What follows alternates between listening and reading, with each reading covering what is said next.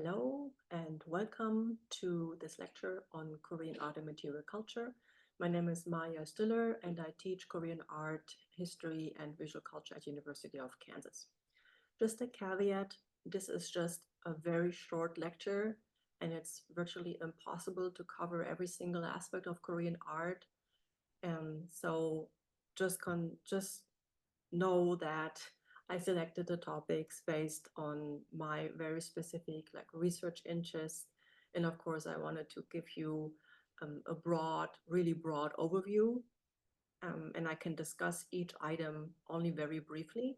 So for a more in-depth exploration of each subject, or if you wanted to investigate additional themes relevant to the topic, then please refer to the additional reading suggestions that I make throughout the lecture.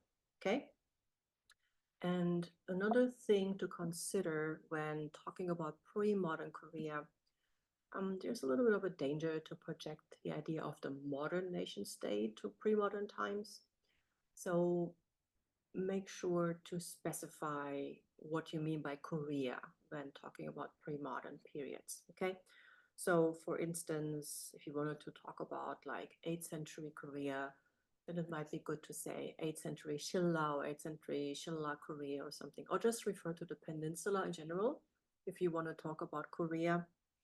In a similar way, when talking about Japan, you would say something like the archipelago or Wa Japan or Heian Japan or something like that. And in China, we have a long history of various dynasties. So again, in that case, it's helpful to be as specific as possible. So talk about Southern Qi or Tang China or Song China or something like that.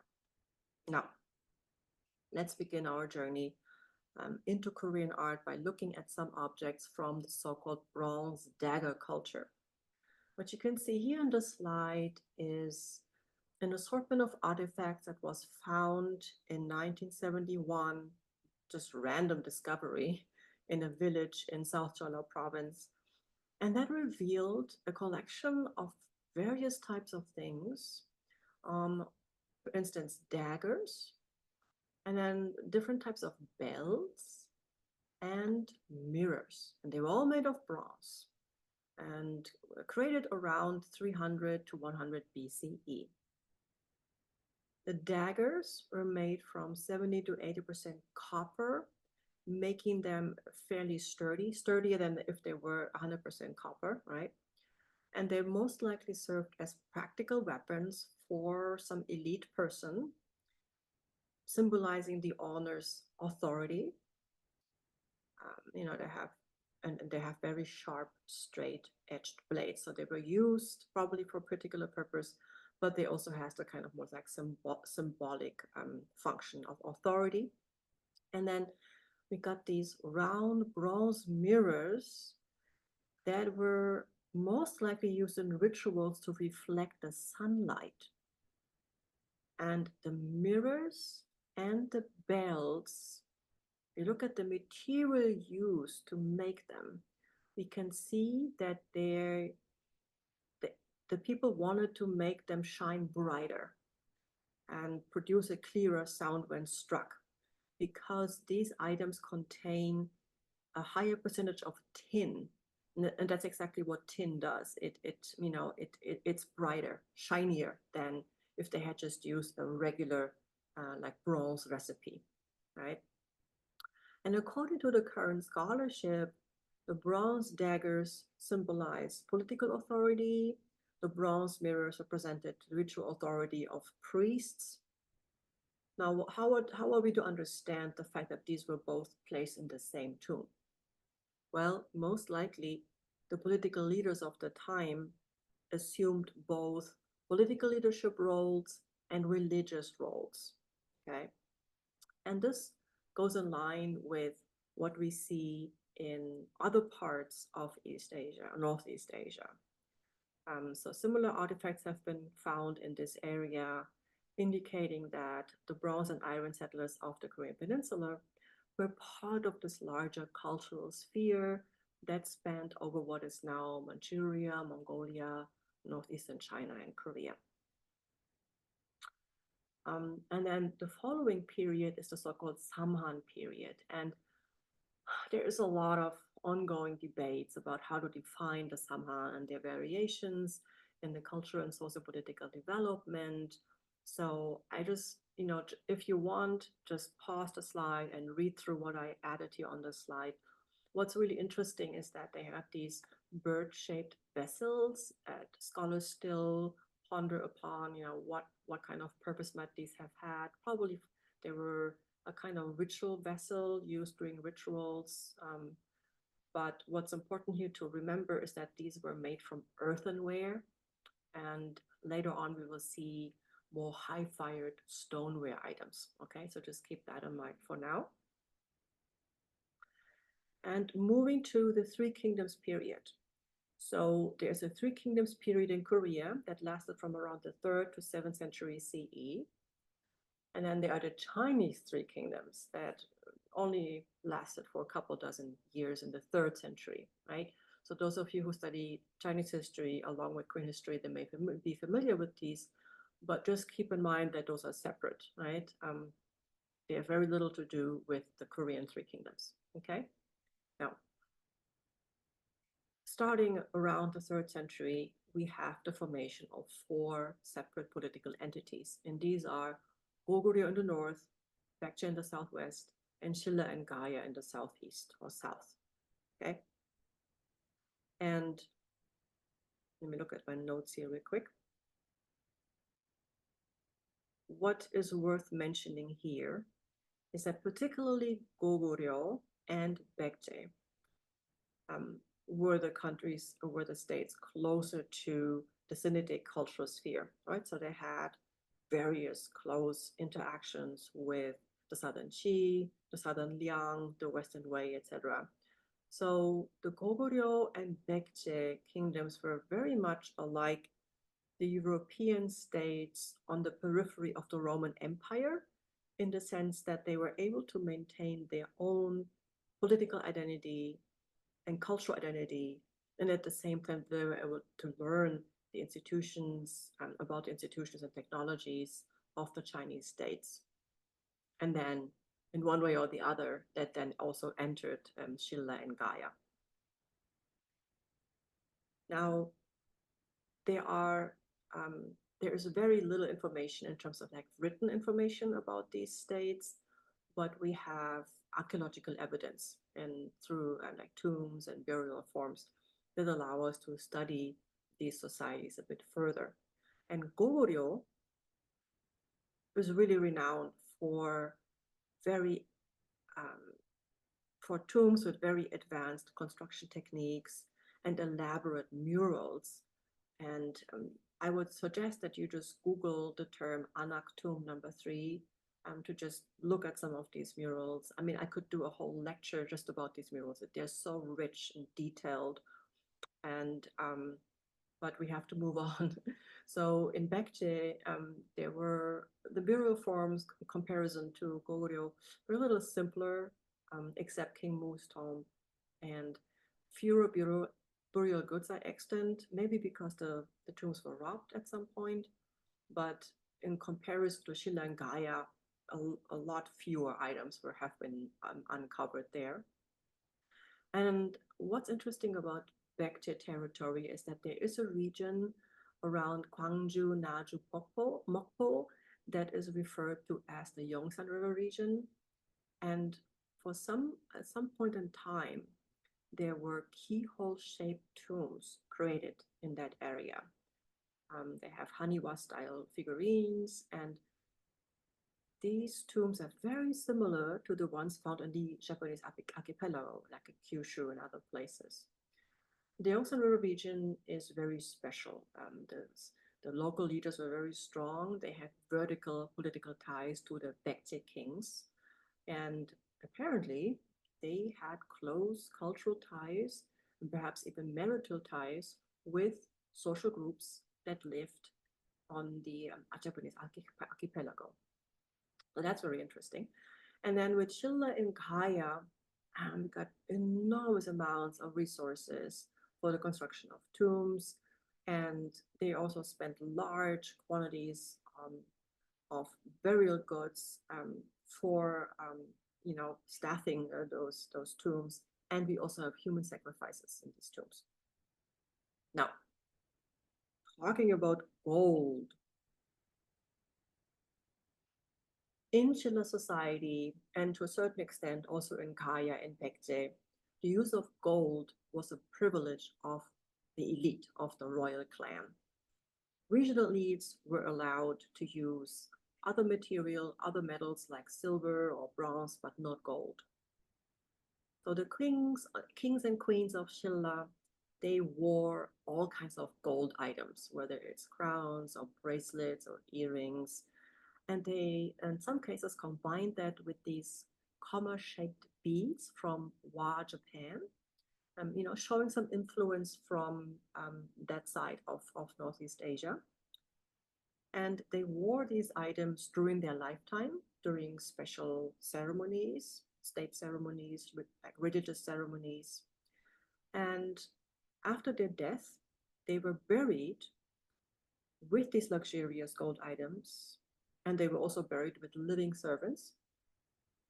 And all that was done to assure these elites or these royals continuous prosperity in the afterlife.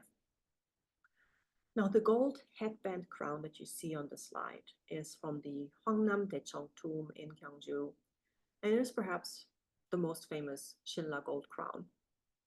It once adorned the head of a queen in 4th or 5th century Shilla.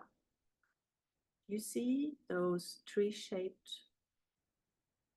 forms here, the top of the crown, and also these like kind of deer antlers, right? So again, we see some kind of reference to shapes and forms and meanings with similarly shaped crowns from northern part of Asia. And those types of crowns have been associated with the Shillan kings and queens' dual role as political leaders of the kingdom, and at the same time they were also presiding over rituals, state rituals, some form of religious ceremonies, something like that. And I want to take a closer look at the goldsmithing techniques that Shilla, particularly Shilla, is renowned for. But we see a similar familiarity with these techniques in Baekje as well. So at the top of the slide, you can see a pair of gold earrings from Baekje that once adorned the queen consort of King Muryong. Now, gold ornaments were made all over in East Asia, but it is really only in Shilla where we see that they really excelled in the granulation technique. And that is one of the hardest, most challenging techniques in goldsmithing. It means that you would take small round granules and attach them to the surface using different solutions and heat. And they're very tiny, as you can see in these earrings, right? And gold, these types of gold ornaments indicate, as I said earlier, contact with nomadic tribes of North Asia.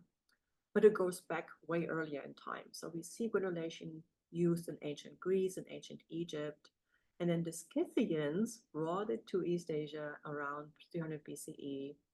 And then it became known in the northern part of the peninsula, and then eventually came down to the southern part, possibly through Lilang or Nangnang in northern Korea.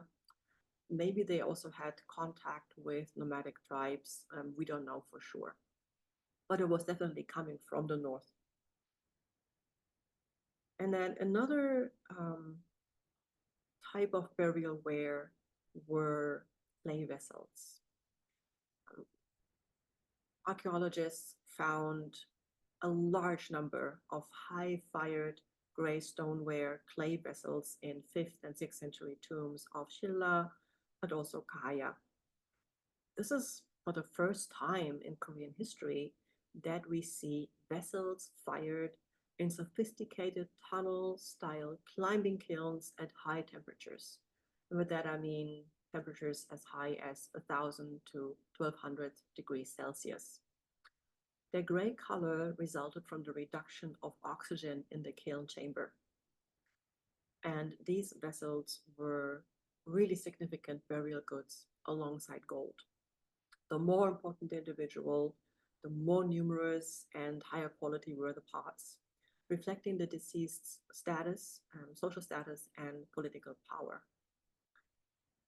Typical vessels from Shilla and Gaia include these types of stemmed bowls with perforated bases, and they're decorated with these cut out rows of triangular and rectangular holes.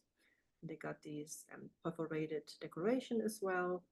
So these types of bowls were likely used to present offerings during elaborate funerary rituals. And then we also have larger bowls or jars that were filled with offerings such as shells and meat and fish, also used during these religious ceremonies. The Shilla potters also created sculptural vessels such as these two. They were shaped like warrior on horseback. So the figure on the left, you see the differences here, right?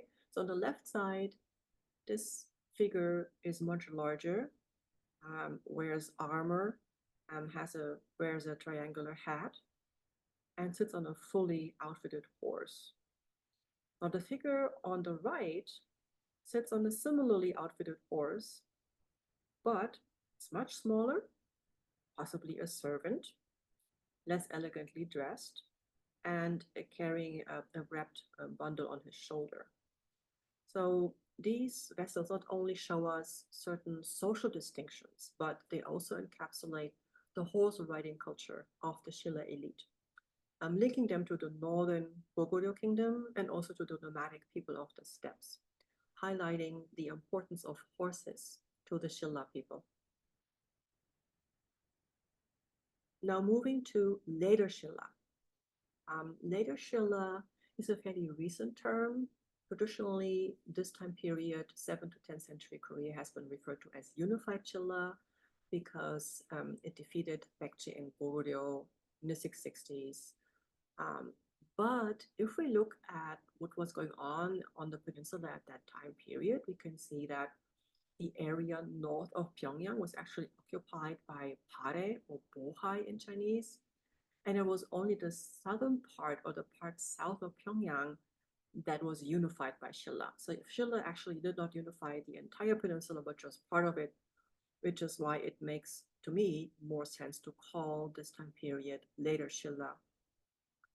And in the early 7th century, Shilla, prior to unification, was constantly fighting against forces from Baekje and also Goryeo. And so in 648, it formed an alliance with Tang China.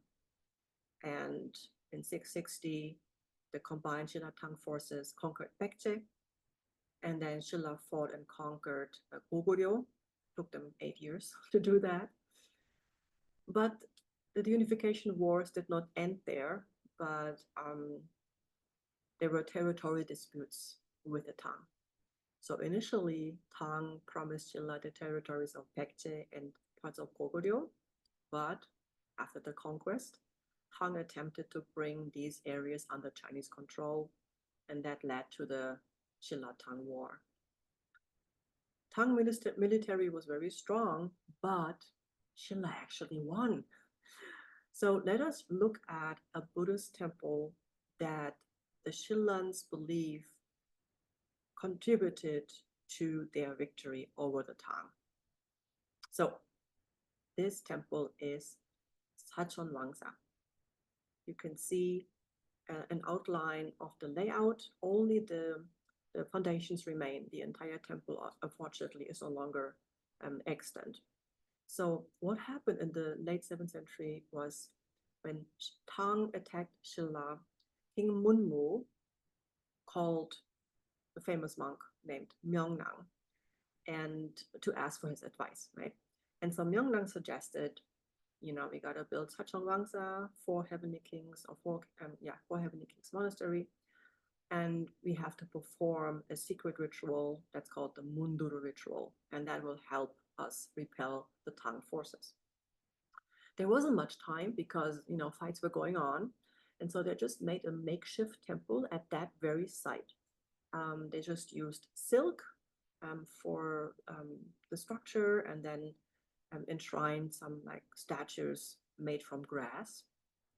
And then Myeongnang, together with 12 Yogacara monks, performed the secret ritual using specific hand gestures to invoke divine help. And these rituals probably took place in the rear part of the compound on these platforms that are outlined here. The Samguk Yusa records that these rituals indeed caused the Tang Chinese warships to sink. We don't know if this story is actually true or not, but what it demonstrates is that in the Shilla, Buddhist temples were not only religious sites, but they also served political purposes, with monks believed to invoke protective forces for the state. So the actual architecture no longer remains, but if we look a little further, we can actually get, we can get a hint of an insight what these structures might have looked like. So if you, for instance, look into Dunhuang's Cave 217 on the north wall, there is a structure on very tall wooden pillars. And this is what might have once stood in the rear part of Satonwangsa. That's probably where those secret rituals took place.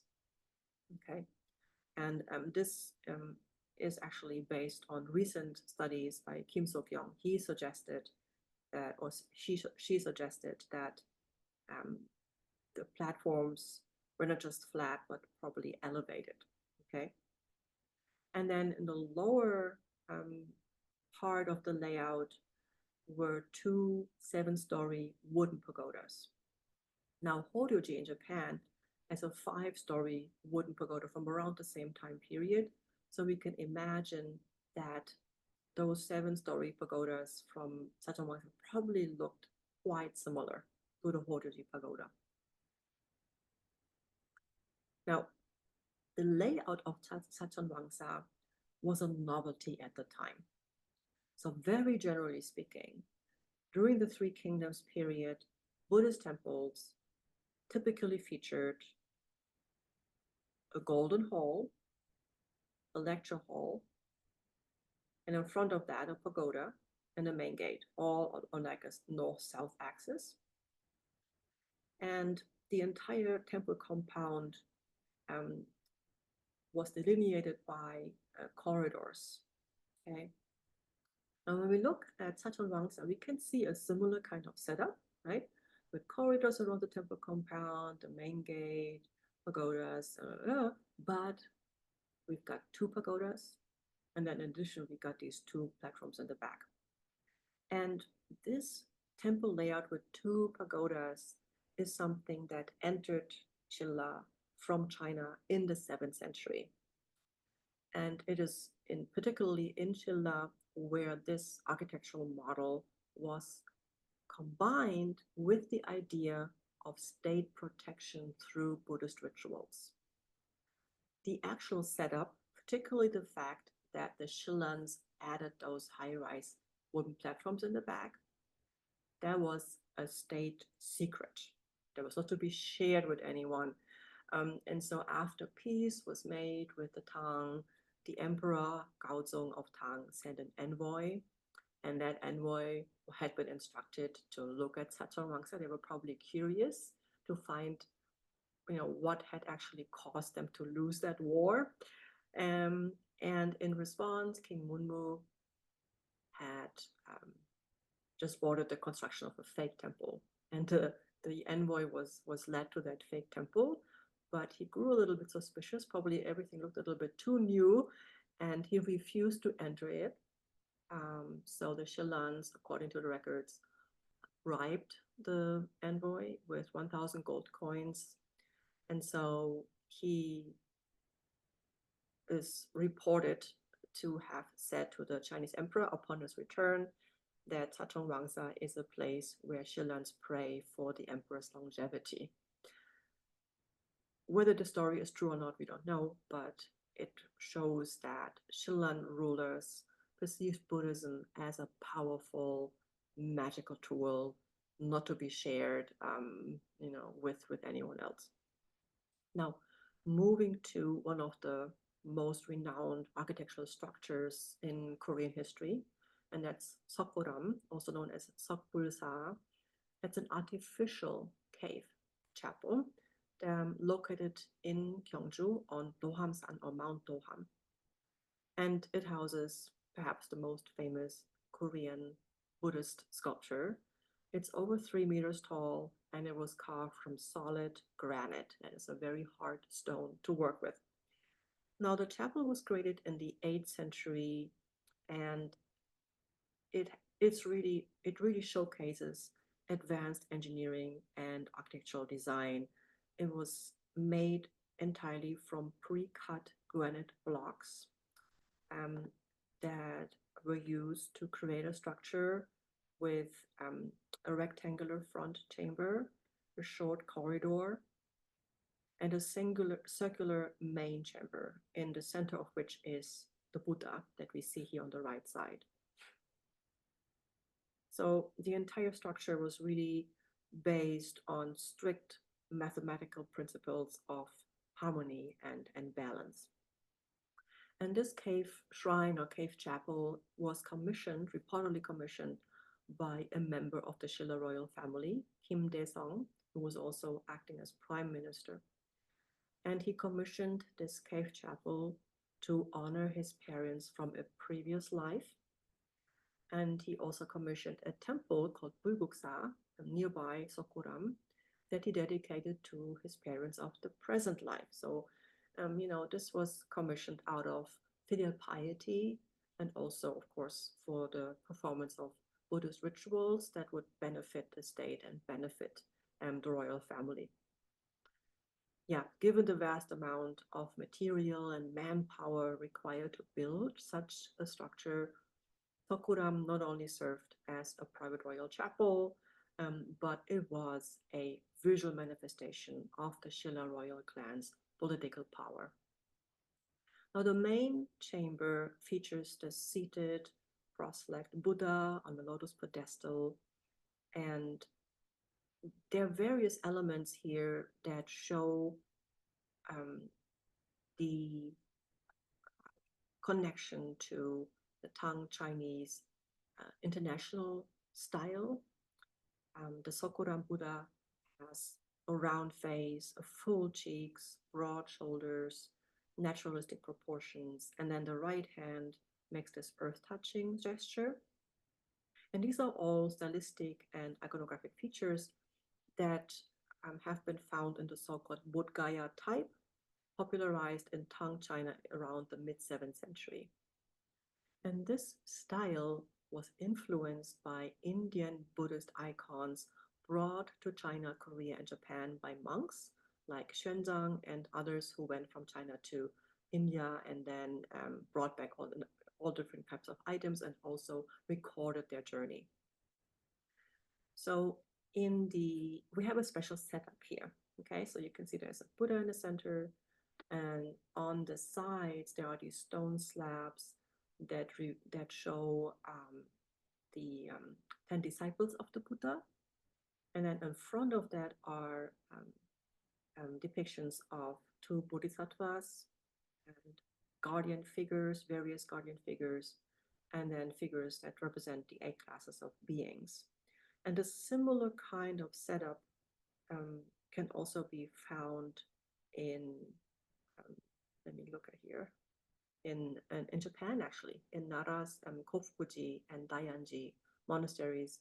And it can also be found at temple sites in Sichuan in China.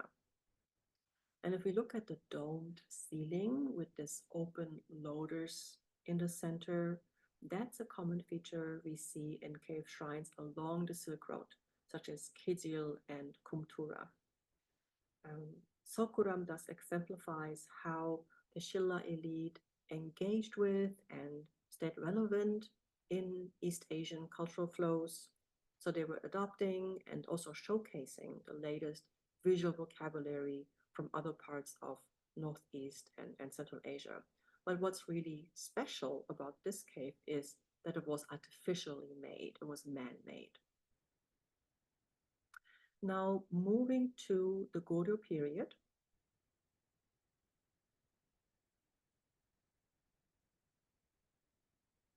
Goryeo was a big player in East Asia between the 10th and 14th century. It was not big enough to conquer Liao or Song, but it was resilient enough to not be conquered by them. It had strong connections with the northern people, such as the Jurchen, Jin, or the Khitan Liao. It also maintained connections with China, with the Tang, the Jin, the Song. It became eventually a colony of the Mongol Empire, of the Yuan, but it took the Mongols 4 decades and 6 invasions to accomplish that. And earlier we looked at the Shilla king's spiritual strategy during the Shilla-Tang War. They had esoteric rituals performed, right? So the Goryeo kings sought divine aid through a different means. They had a set of the entire Mahayana Buddhist canon carved from woodblock, hoping that will help expel the enemy. The ownership of such an entire set of Buddhist writings also helped Goryeo kings establish political authority in the domestic and international context. Now, there were 2 sets of the Goryeo Buddhist canon. The original set of blocks was carved in the 11th century.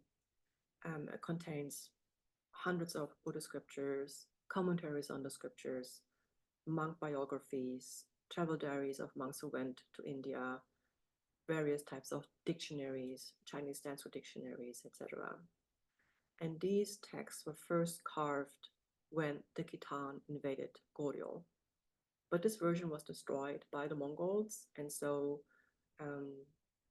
a second set had to be carved. And this set consisted of more than 80,000 individual woodblocks, of which you can see one on this slide. The production and construction of this second set was a massive undertaking. So it took 4 years let me go back to this slide actually. Yeah, so the second set required the felling of at least 10,000 trees and the preparation of wood. So the preparations alone took 4 years. And then for 12 years, more than 100,000 engravers were involved in carving the texts. So it took a carver, an engraver, and its team 3 weeks to carve one woodblock. And there were 80,000 of them, so you can imagine. And this set is now stored at Haeinsa, as you can see in the top part of the slide in the picture. And prints are still made from this set of woodblocks, more than 800 years old and still in perfect shape, or almost perfect shape. Now, what were the reasons for carving this entire canon of Buddhist writings?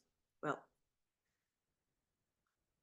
back in pre-modern times, people believed that Buddhas are enlightened beings endowed with magical powers. And the words of the Buddhas written down in the canon were believed to be similarly powerful. So imagine an entire set with thousands of pages of Buddhist literature. That basically functioned like a talisman, right? And that was believed to have the magical powers to protect the peninsula from invaders. And then secondly, the Goryeo Buddhist canon also fulfilled a political function. So in 10th to 13th century East Asia, we see the political rivalry between 3 powers: Song China, the Khitan or Liao, north of Song China, and then the Goryeo Koreans.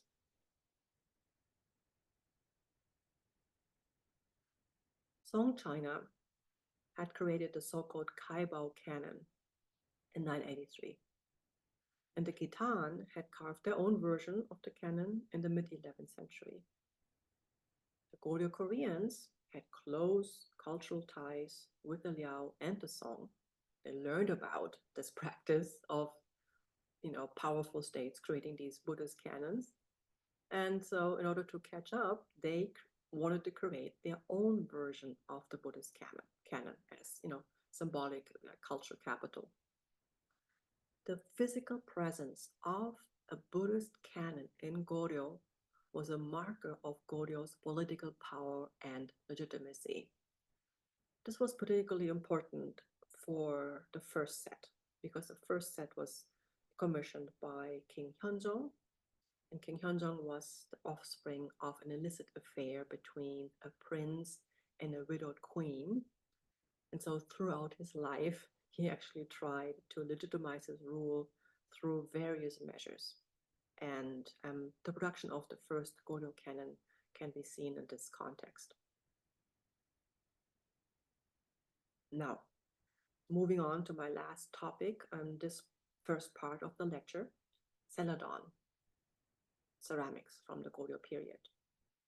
Goryeo, like later Shilla, was really part of this cosmopolitan network of trade routes in and out of East Asia.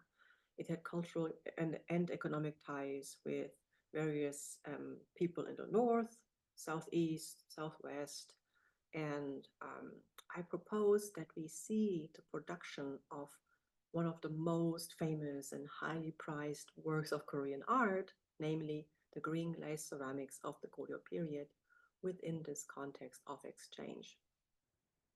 So in the following slides, I will explain that it was the cross-cultural flow of human capital that enabled the Goryeo potters to produce such high-quality ceramics. When discussing, and we've already discussed a little bit of ceramics so far, right? And so thinking about ceramics made in pre-modern societies, just keep in mind that today, we just go to a supermarket if we wanted to buy a new ceramic bowl or a teacup or something like that, and we can get it for very little money. But the gray stoneware we saw earlier from the Shilla tombs and the high-fired Celadon that we're going to see next, these were things that only the elite could afford. Back then, the average person used dishes made from wood or bamboo. Perhaps they were using low-fired earthenware, but they were definitely not using high-fired stoneware because that required an enormous amount of resources to produce. Now, what is Celadon? This term is actually a Western invention. It goes back to 17th century Europe, when the Europeans received Chinese green glazed ware. And during this time, there was a French novelist called Honoré d'Urfé, who wrote the novel L'Astrée in the early 17th century. And that novel became highly popular when it was performed as a play in theaters throughout France. And one of the main protagonists in this play is a shepherd named Celadon. And this person, Celadon, was always wearing a green jacket. And so when those exotic green glazed porcelain pieces entered the European market, the name of this shepherd was applied to this type of ware. So, there you have the term Celadon. It's basically a Western connoisseurial term to refer to green glazed ware from East Asia. In East Asia, it's not called Celadon, but it's just simply called green glazed ceramics, or chongja in Korean. It's basically a high-fired stoneware with an iron oxide glaze that turns green during the reduction phase of the firing. Now, why the color green? Do you find it attractive? Do you like that kind of color? This kind of olive green, emerald green kind of color? Well, in the East Asian context, this color is associated with polished jade, and it has the kind of symbolical meaning, very symbolic meanings, but including renewal, longevity, immortality, good luck, prosperity, etc., etc. And in addition to that established meaning, in Tang China, green glazed teacups, such as the ones you see here on the lower part of the right, they became fashionable for drinking tea. And in the early Goryeo, the elite was drinking tea, and they wanted to adopt this trend of having green glazed ware. The only problem was that the early Goryeo kings did not have artisans that had the technological skills and knowledge to create such pieces. Now, what did the Goryeo kings do? Well, they had established diplomatic contacts with the Wu-Yue kingdom. That's a kingdom in the southern part of China. And it is in the Wu-Yue kingdom's territory that we see the production of really one of the earliest productions of Celadon ware, and also one of the most perfect pieces in the kilns of Yue, right? The colors look very similar to the colors of Goryeo Celadon. And so the Goryeo kings basically requested tech support from the Wu-Yue kings, right? And I'm not really sure what the Wu-Yue kings got out of this deal, but they forced potters from the kilns in the Zhejiang area to migrate to Goryeo and introduce the potters there to the really precious recipe to create Celadon glaze. They introduced them to all kinds of new kiln technology using brick kilns, and how would you fire high-fired stoneware, right? This was all like a kind of a skill set that was brought to Goryeo by these potters. And then these potters in Goryeo also learned new shapes of vessels, and you can see those petal-shaped plates and ewers and cup stands and early Goryeo Celadon, such as the ones excavated at Nagual Island a few years ago. And then in the late 10th and 11th century, there was a second wave of influence coming into Goryeo through the impact of northern Chinese potters. Now, during that time, there were military conflicts with the Khitan and Liao, and the Goryeo military took quite a few prisoners of war. Among them were potters, and these potters brought to Goryeo, introduced various very important things. First of all, they introduced inlay and underglaze iron painting techniques, and they introduced the double firing technology. That means the pots were fired twice, biscuit firing and glaze firing, and that increased the quality of these products. Now, the Maebyong vase we see here on the right side of the slide exemplifies the Korean adaptations of these techniques. So we see the motif of cranes flying amidst clouds, right? So this motif was not painted onto the clay body, but it was carved into the leather hard clay. And then the carved parts were filled with liquid slip, and that was then brushed off, cleaned up, and biscuit fired, which made the clay sturdier, right? And then it was glazed and then fired again. And it was not necessarily the techniques that were invented by Goryeo Koreans, but it was the combination of the inlay technique with green glaze that can really be considered to be a distinct like Goryeo thing, right? And during this period, say 10th to 13th century East Asia, it was only the potters in the southern part of China and Goryeo Korea who possessed the advanced skills, firing skills, and also the refined clay materials necessary to produce Celadon glaze with such a superb kind of emerald green color.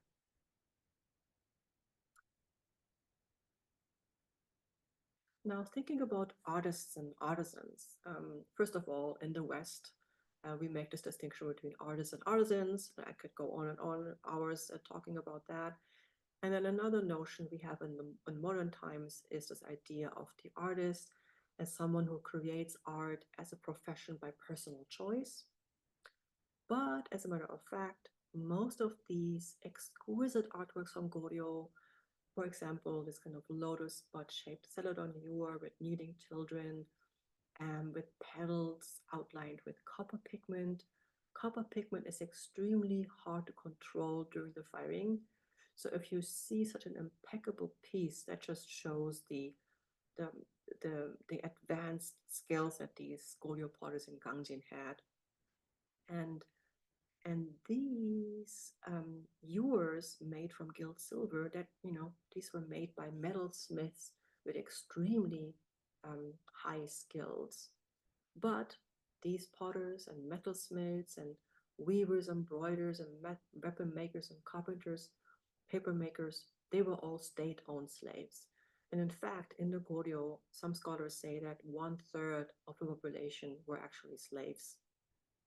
And these slaves were registered because that allowed the state to control the quality of the products they made for the state. And then they were also, they had to live in these state-owned villages referred to as So. It seems that at least in this one rare case, at least for a certain period of time, potters were able to change their fate. So in the 12th century, the potters in the area of Gangjin, in what is now southern part of Cholla, they created the most highly prized Celadon, such as the Mabyong vase with the crane design I showed earlier. And around the time, the late 12th century, probably around the time of the military coup d'etat in 1170, the royal court lost power significantly. And this probably enabled the Gangjin potters to leave the exploitative conditions of the royal kilns and create their own village communities in a different part of the peninsula in Buan, in the Yucheonri area. So the way how they worked was very similar, and the types of wares that they produced was also very similar to what they had done in Gangjin. So it was basically families with 5 to 10 kilns that moved around the area, and once resources such as firewood and clays had been depleted in one area, that they then moved to the next, and that happened every 10 to 20 years. And so the way how they moved around the area, the type of stuff that they produced was similar. But in fact, in Buan, eventually they produced more inlaid Celadon than they had produced in Gangjin, suggesting that there was an increase in demand for inlaid ware, perhaps a higher demand by the military regime. We don't know for sure. But this concludes the first part of my introduction to the arts and material culture of Korea. So in part 2, I will discuss some highlights from the arts of Joseon Korea. I will see you there. So thank you for listening, and hope to see you in the second part of this lecture.